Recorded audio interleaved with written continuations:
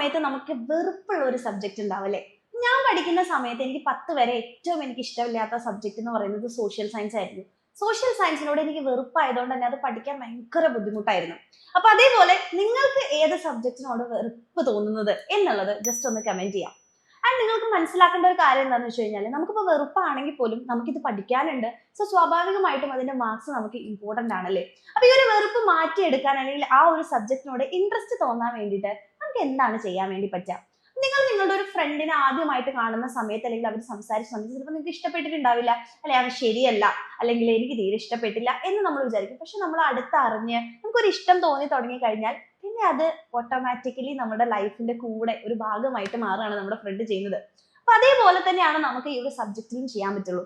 നിങ്ങൾ ആദ്യം എന്താന്ന് വെച്ച് കഴിഞ്ഞാൽ ആ സബ്ജക്റ്റിനെ ഒന്ന് ഇഷ്ടപ്പെട്ട് തുടങ്ങാം, അല്ലെങ്കിൽ എനിക്ക് അതിനോടൊരു ഇഷ്ടം, അല്ലെങ്കിൽ എനിക്കത് ഇഷ്ടമാണ് എന്നുള്ളത് നമ്മളുടെ ഉള്ളിൽ കൊണ്ടുവരിക എന്നുള്ളത് ആദ്യം ചെയ്യേണ്ടത്.